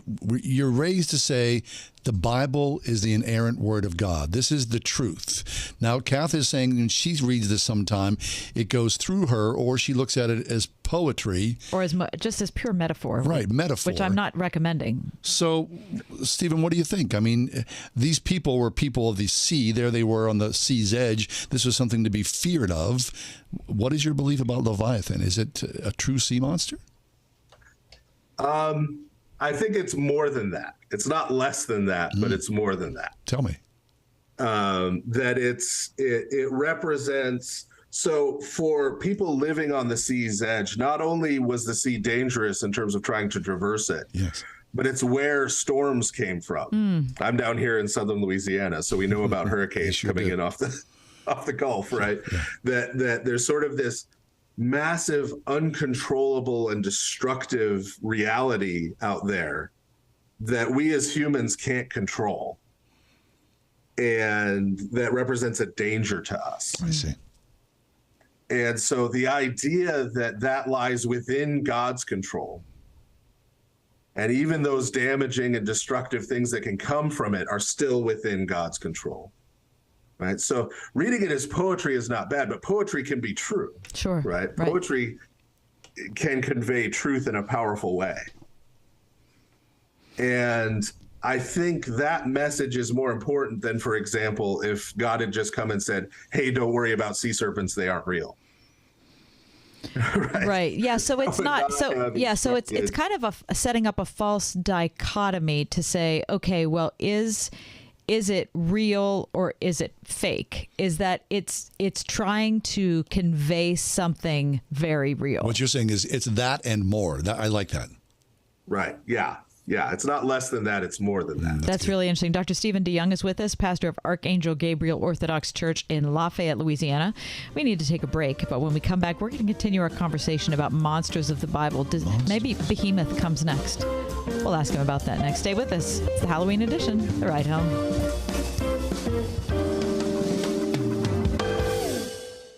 "45 years of God's Word." The Word of God is going to show me where to go and where not to go. Truth. If God is not in absolute control of all things, who is? Wisdom. Obey God, leave all the consequences to Him. Watch Dr. Stanley anytime on Local Now throughout your day. Your trusted source for biblical teaching. In Touch Plus, streaming free on Local Now. Go to intouch.org/plus to find out more. Nothing in this world beats real life experience. Now, of course, a lot of us have sent our kids to college. There's a lot of classroom work and theory and whatnot. But then, hopefully, there's a day where the rubber hits the road and your kid goes out and spreads wings and becomes part of the real life environment of what it is to earn a living. And prior to that, the internship is what gets you ready, right? That's the time when you're like kind of in the work world, but not fully in the work world, right? And you're kind of trying to test your wings and ask the questions and get some guidance and maybe perform well enough that you could get somebody's attention later on and maybe get a job. Right. Now, at Grove City College, the opportunity for internships exists, and people cement themselves inside of a corporation. And once you graduate, then, I mean, the possibilities are endless. On campus, people come to Grove City and go, we know the nature, the quality of these students. This is an A+. We're invested in these students because we see what you produce. Count us in as corporate partners. So if that sounds interesting to you or something that might be appealing and a great thing for your child to strive for, consider Grove City College. Look them up online, gcc.edu. That's Grove City College. All of us come from somewhere. All of us have origin stories. From executive producer Larry Elder Divine Providence was clearly operating in the lives of Black Americans. and director Justin Malone. When I was growing up, we were never taught that America was bad. We were raised to love America. Comes the continuation of their 2020 hit film, Uncle Tom. Uncle Tom Part 2, An American Odyssey. Available on Salem Now. Listen on your smart speaker at wordfm.com, the Word FM app, iHeart, TuneIn, and on Odyssey. In your car or at home, too, at 101.5 WORD-FM, Pittsburgh. You know that feeling? Like every door is closing and you just can't see a way out? Being unemployed, underemployed, or just out of school can feel like that. But when you find the right tools, suddenly everything just clicks. FindSomethingNew.org offers resources that help develop new skills that can position you for careers in today's growing industries, from healthcare and manufacturing to cybersecurity and alternative energy. Find your path to a new career at FindSomethingNew.org. A message from the Ad Council.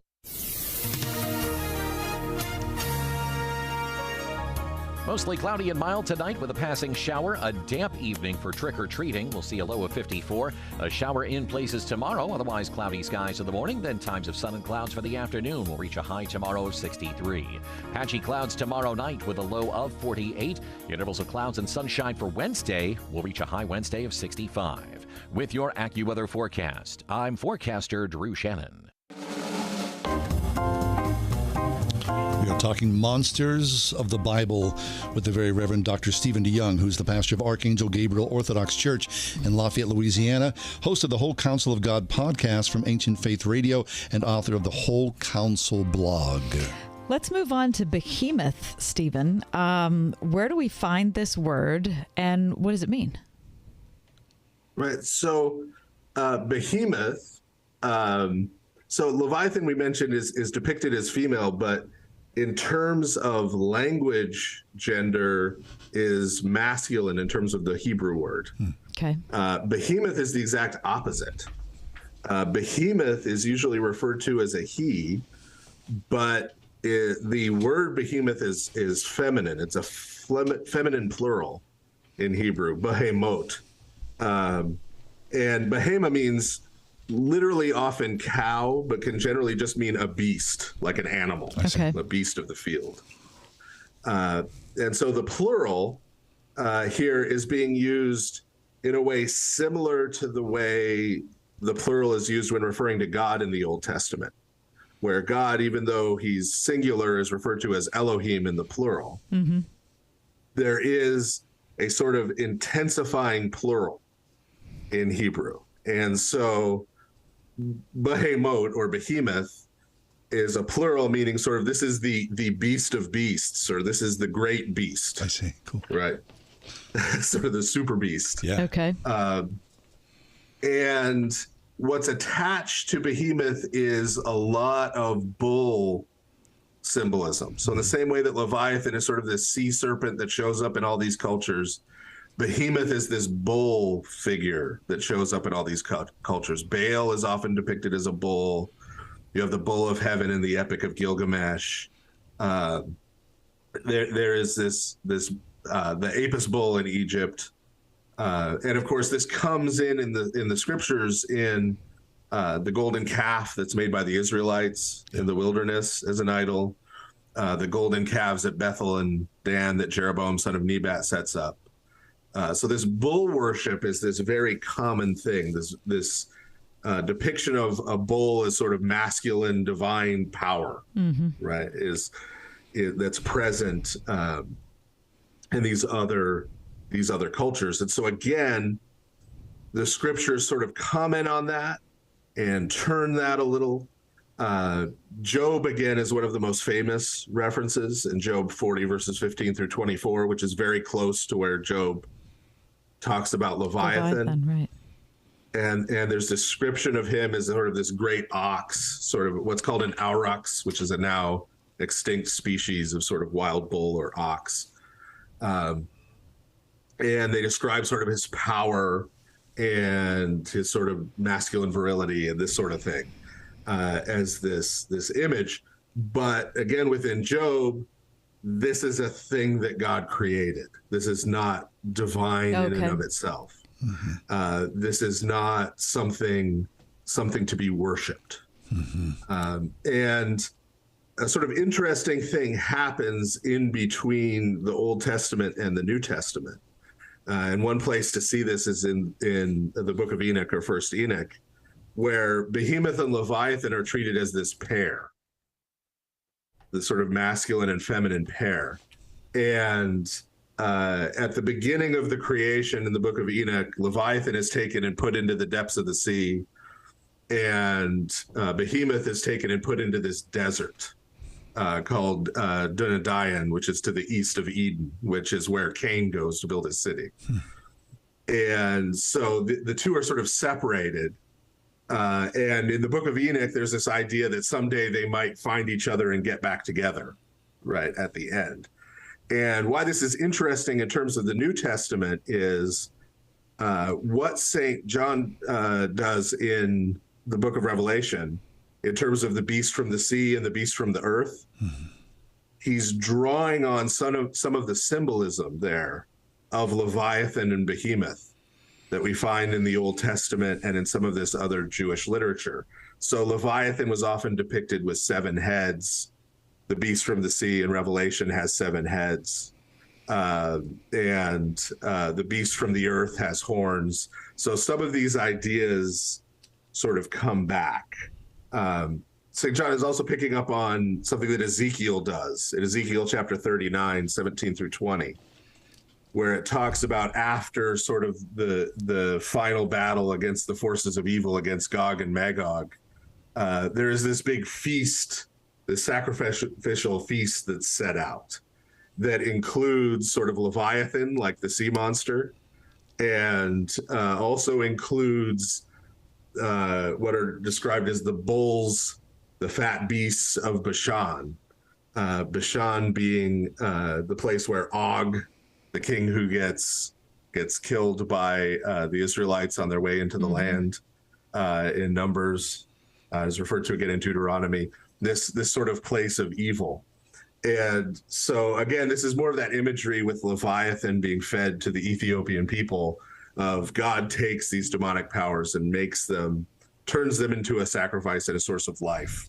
Stephen, let me break in for a minute and ask you about, so you're making a good point that these texts that are given not just to the Hebrew people at the time, but to us now, were given so that people it's in their language. And I don't just mean their actual language, but I mean like their cultural language. Like they know they're conversant with these ideas. And so I guess I'm asking you, like for people who are listening to the program who hear you talking and say, well, wait a minute, is he saying that like the Bible is just like any other book? Is it just like the Babylonians had that story and the Egyptians had this story? So what makes this Bible any different if it's just the same story told in a different way?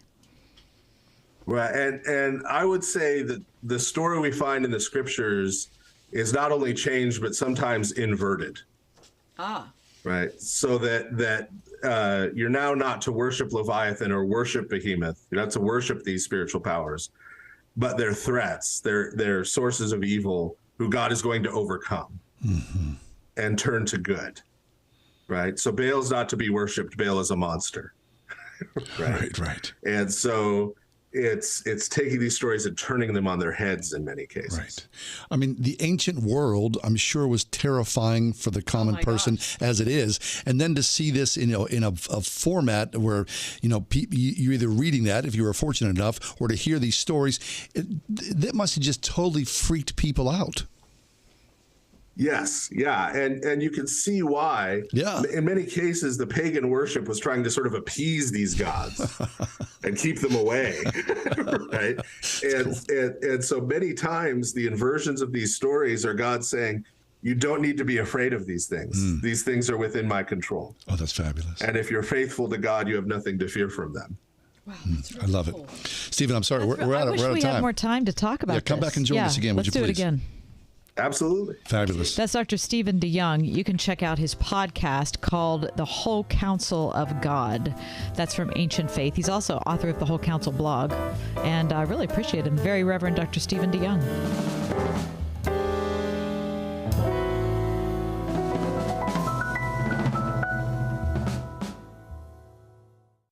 101.5 WORD.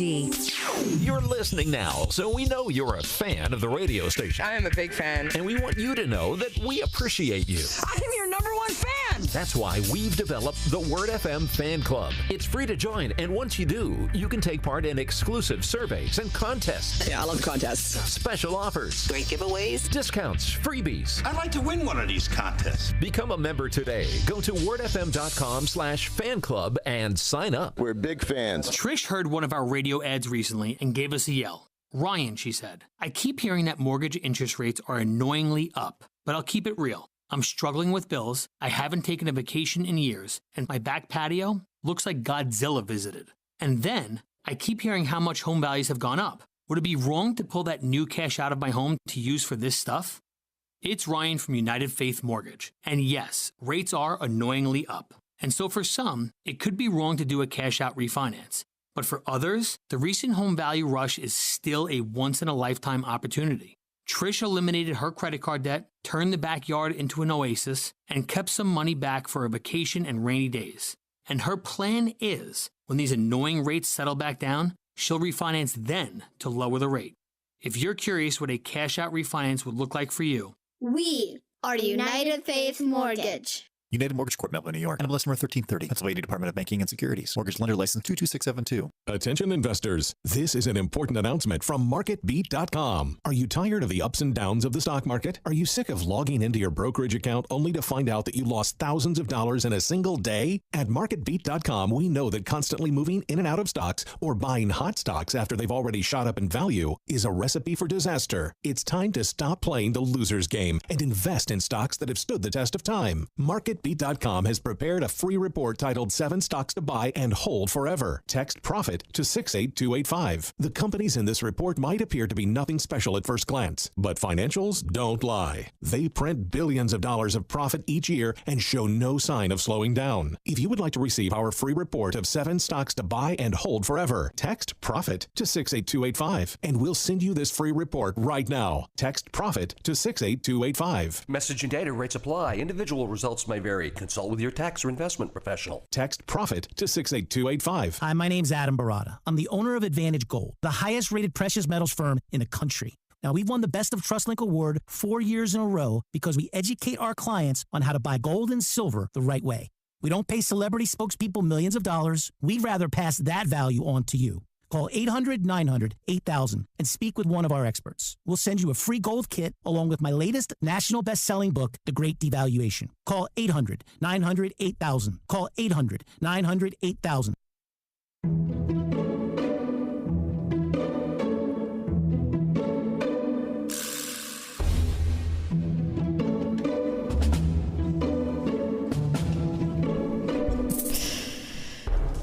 Does this make sense? Does what make sense? The inflatable Halloween decoration. You got your pumpkin. You got your, I don't know what, ghost or whatever, and you got air blowing into it. We have neighbors across the street who have several. Yep.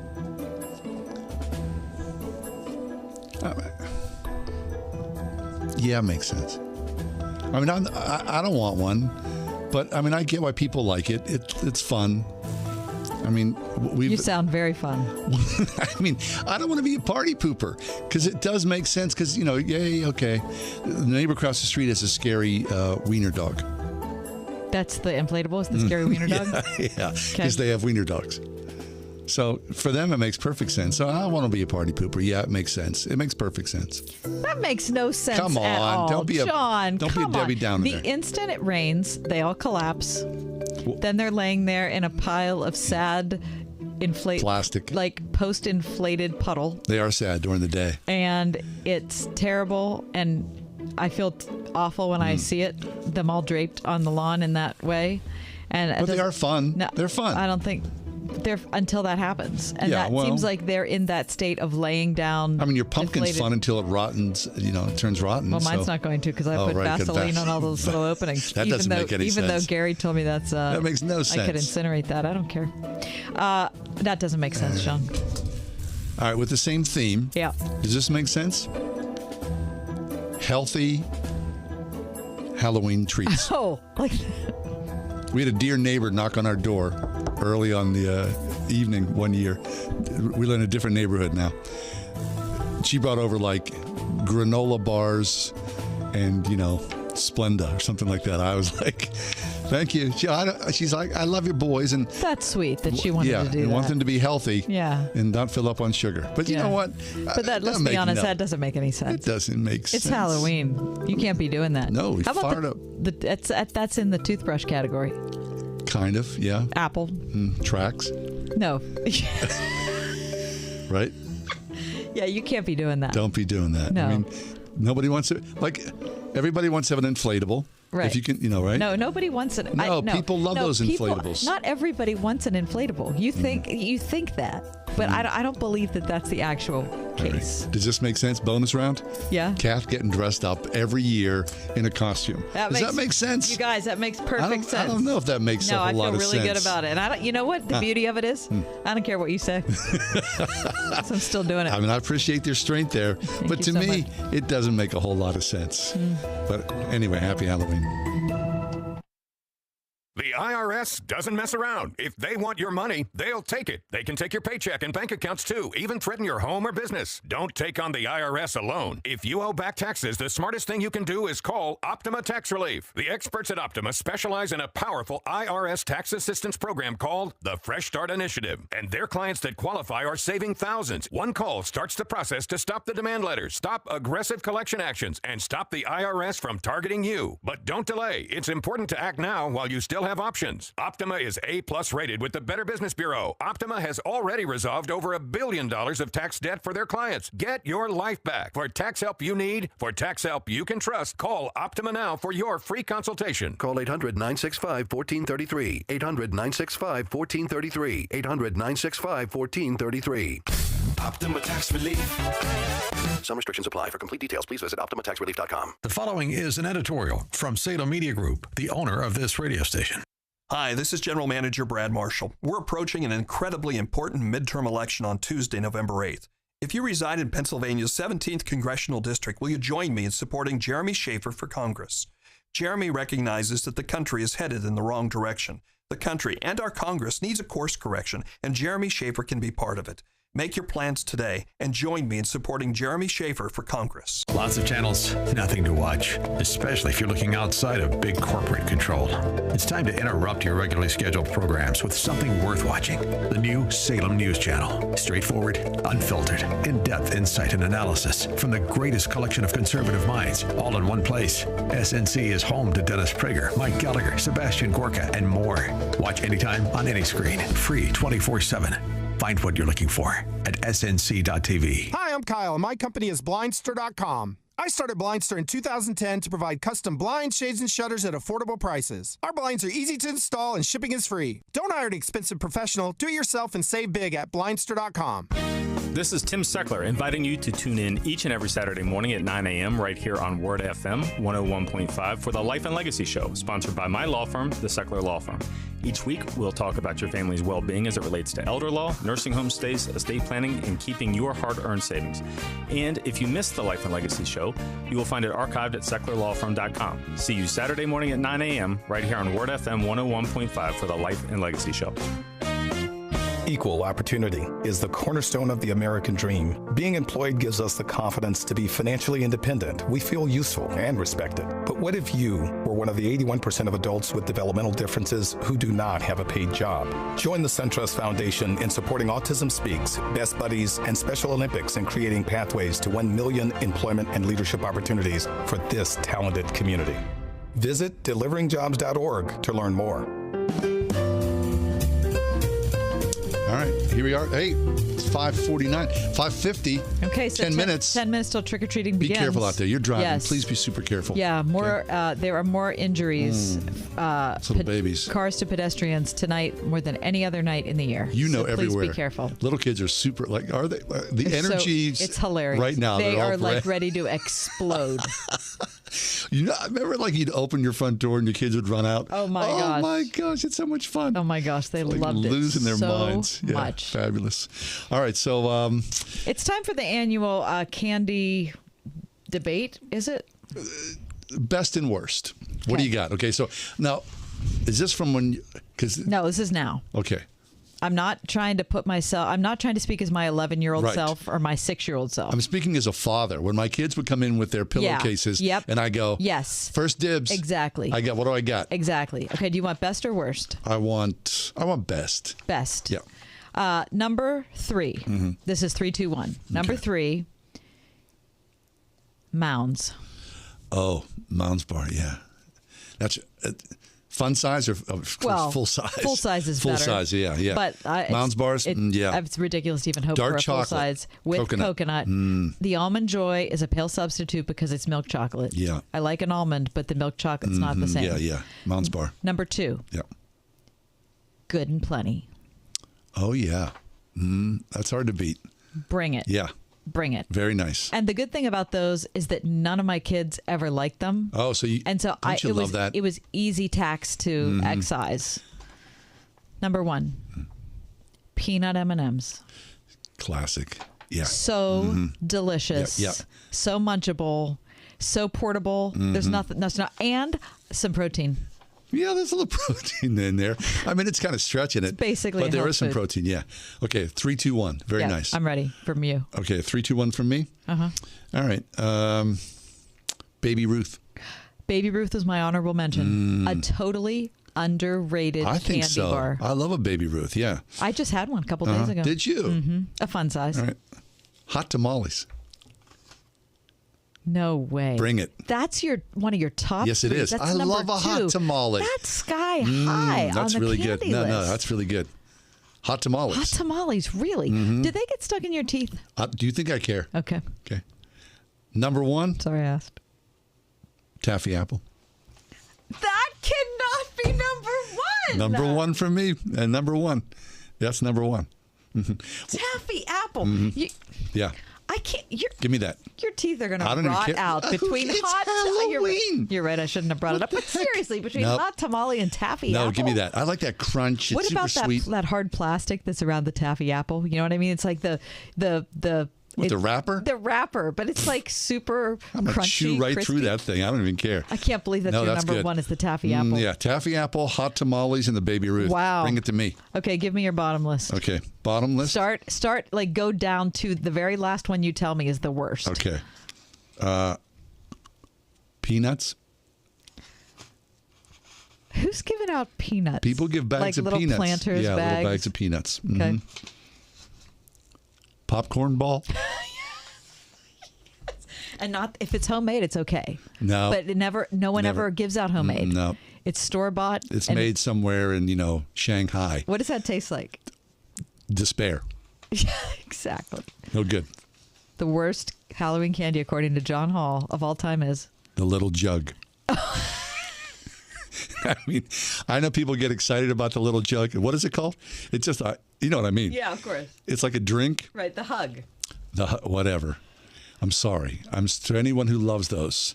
To me, I go, oh. Plus, they're heavy. So, Yeah, it's if like you're walking along, it's 5 a big of thing. those for Right, one little jug. right. My kids are crazy about those. They do? Crazy about them. Really? So whatever ones you get tonight in your trick-or-treating, John, that you don't No, want, that's gone. my kids are going to take them. Okay, what's your worst list? Number 1. Number 1, no, number 3. This is 3, yeah. Yeah, So I'm going down number to the 3, bottom. The yeah. last thing I'm going to tell you is the worst. Okay. Dots on paper. Yeah, that's just a bad invention. Whose idea was I don't that? know. Yeah, but they're still around. We'll put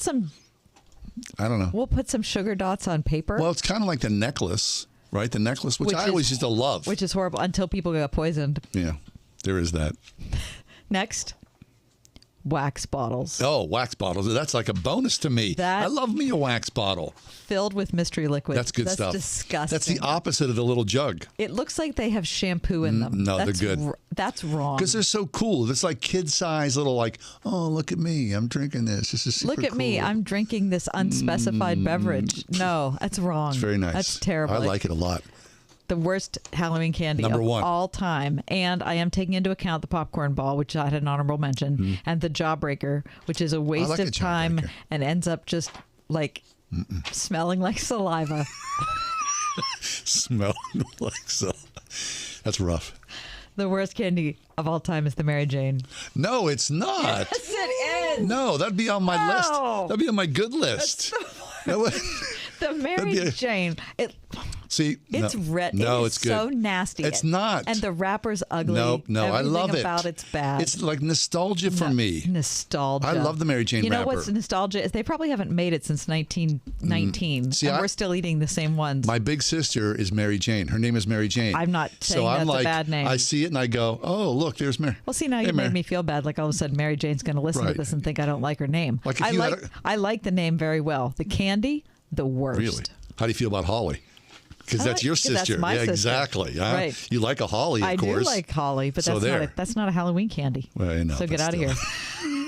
I want to mention a couple honorable mentions in the happy category. Oh, okay, good. Go. Peppermint patty. I mean, it's like the runaway. Yeah.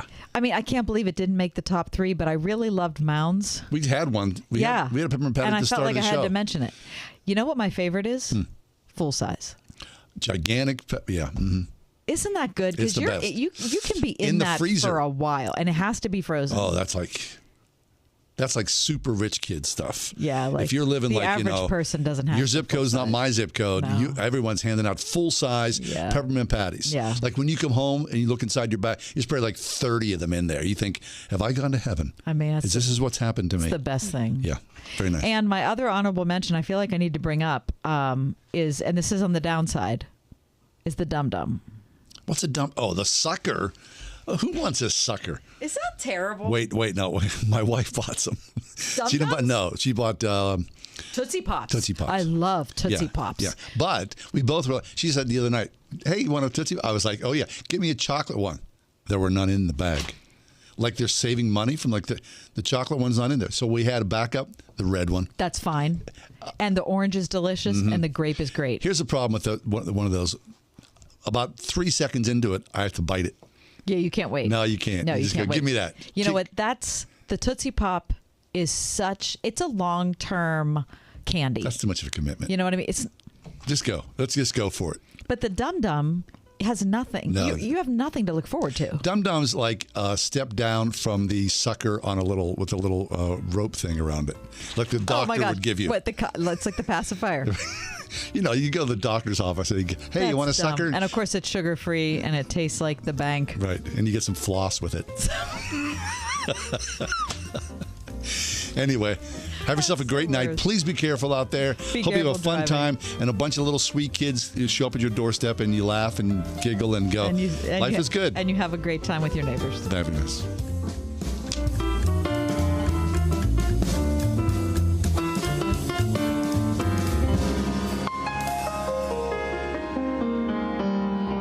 Ride Home with John and Kathy, a production of Salem Media Group.